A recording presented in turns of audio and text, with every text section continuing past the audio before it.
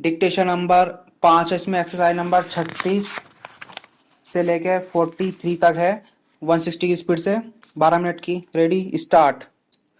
महोदय, आज चुनाव पर बल हावी है और जिन लोगों के पास काला धन है वे राजनीतिज्ञों को खरीदते रहते हैं। वे राजनीतिक दलों को खरीद रहे हैं। इसलिए इस बात की आवश्यकता है कि चुनाव कानून में व्यापक संशोधन होना चाहिए, लेकिन इस बात की चर्चा राष्ट्रपति के अभिभाषण में नहीं है। यह इस बात को सिद्ध करता है कि सरकार का इरादा चुनाव कानून में संशोधन करने का तनिक नहीं है। वर्तमान अभिभाषण में राष्ट्रपति जी ने सरकारी आयोग की चर्चा की है और उसमें उन्होंने यह कहा है कि सरकारी आयोग की रिपोर्ट आ गई है। यह रिपोर्ट केंद्र तथा राज्यों के संबंध के सिलसिले में है और इस पर राज्यों की राय लेने के बाद सरकार इस पर विचार करेगी। सन 1983 से केंद्र और राज्यों के संबंध में सरकारी आयोग की नियुक्ति हुई थी और करीब करीब 4 साल तक सरकारी आयोग ने मेहनत करके, लोगों के बयान लेकर के, लोगों की राय लेकर के सरकार के पास अपनी रिपोर्ट प्रस्तुत की। मैं सरकारी आयोग के केवल एक पक्ष की ओर ध्यान आकर्षित करना चाहूंगा और वह है राज्यपालों की नियुक्ति के संबंध में। रिपोर्ट सरकार के पास आ गई है और सरकार के पास विचाराधीन है। राष्ट्रपति जी ने स्वयं कहा है कि सरकार इस सिलसिले में राज्यों की राय लेगी, लेकिन मेरी समझ में यह बात नहीं आई कि सरकारी आयोग की रिपोर्ट सरकार के पास आ गई। लाखों लाख रुपए इस पर खर्च हुए होंगे, लेकिन उसका उल्लंघन किया गया। उसको दरकिनार करके राज्यपालों की नियुक्ति की गई। राज्यपालों के पद वाद विवाद के बन चुके थे। सन 1959 में विधिवत निर्वाचित सरकार थी, उसके मुख्यमंत्री थे किया गया और तब से राज्यपाल के पद पर बराबर यह आरोप लगाया जाता रहा है कि केंद्र के इशारे पर काम करता है राज्यपाल, केंद्र सरकार के एजेंट के तौर पर काम करता है। इन सारी चीजों के बारे में सरकार या आयोग ने अपनी संस्तुति दी। यह भी उन्होंने कहा कि राज्यपाल के पद पर ऐसा आदमी नियुक्त नहीं किया जाना चाहिए जो सक्रिय रूप से राजनीति में हो। दूसरी संस्तुति यह कि अगर किसी प्रदेश में विरोधी दल की सरकार है तो वहां पर ऐसे व्यक्ति को नहीं भेजना चाहिए जो किसी दूसरे दल में सक्रिय राजनीति में हिस्सा लेता रहा हो।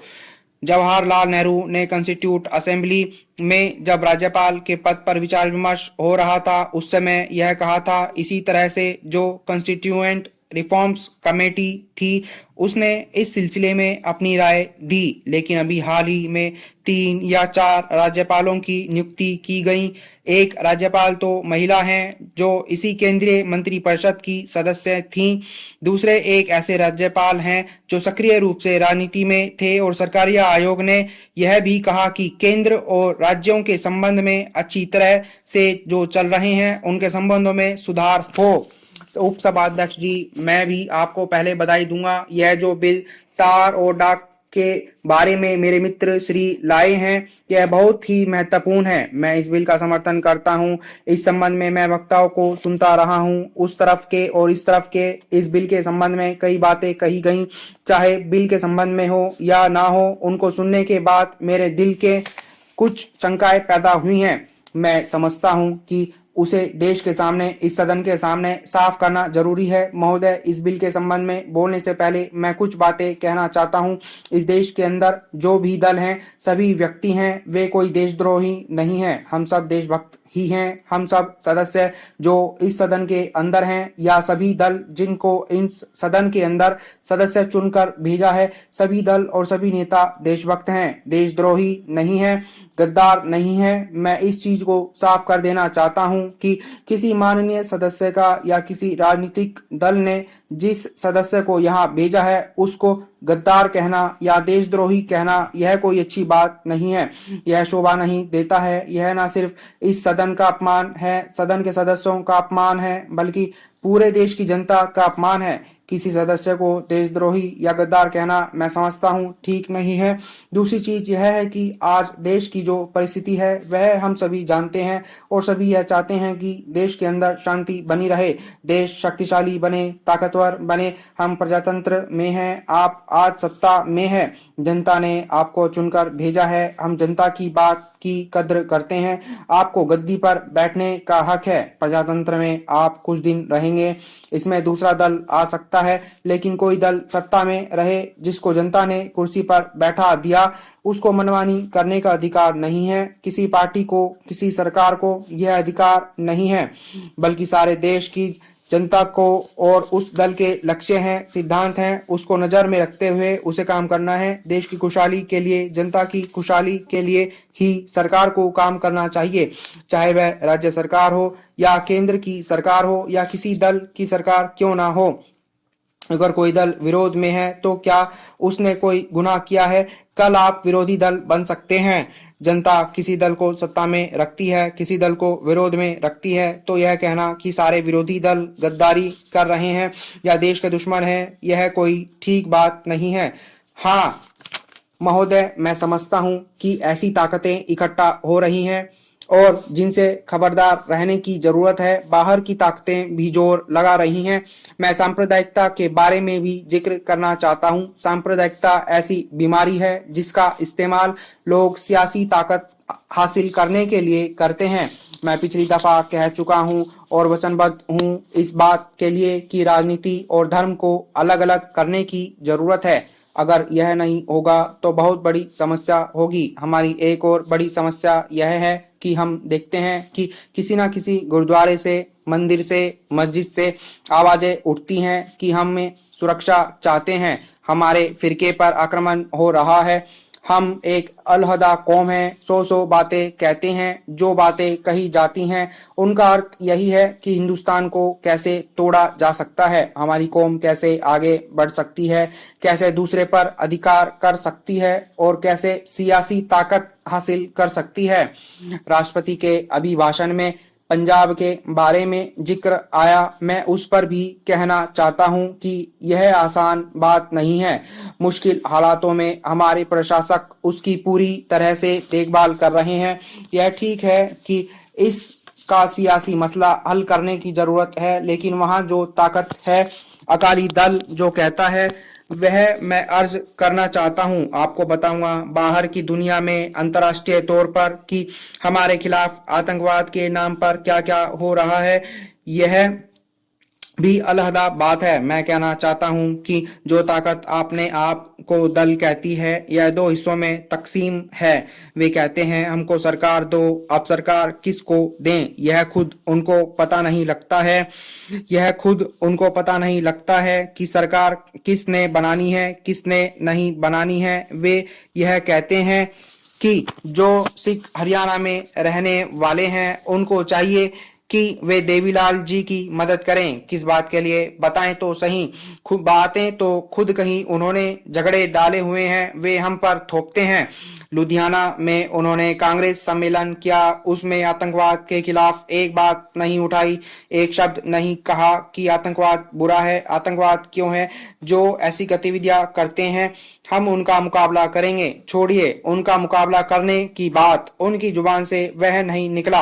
आज सरदार बादल से पूछा गया, जरा बताइए तो सही, यह आतंकवादी जो बेगुनाहों को मारते हैं, आप उनके खिलाफ क्यों आवाज नहीं उठाते। वे कहते हैं कि हमें क्या पता है कि कौन निर्दोष है और कौन दोषी है। यह पता नहीं, जिस गरीब के ऊपर जो अपनी दुकान में बैठा हुआ है उस पर गोली चलाई जाती है, जिस राह चलते पर गोली मार दी जाती है, वह पता नहीं कौन है। अभी माननीय मालवीय जी ने एक बात की और संकेत किया कि इस समय देश में संविधान की चर्चा जोरों पर है। मैं स्वयं भी एक दो अवसरों पर इस प्रकार की चर्चा कर चुका हूं कि संविधान में अवश्य ही संशोधन होना चाहिए। अभी कुछ समय पहले मैंने एक चर्चा की थी, जिसको संक्षेप में फिर कहना चाहता हूं कि केंद्र सरकार को मजबूत होना चाहिए। इस प्रकार का प्रावधान हमारे संविधान में संशोधन करके किया जाए, चाहे नई संविधान सभा बुलाकर किया जाए या कोई और पद्धति लागू करके किया जाए, जिससे राज्य सरकारें इतनी उच्च श्रृंखल ना हो जाएं कि वह कभी संविधान के प्रवत स्वायत्ता का अनुचित लाभ ना उठा सकें।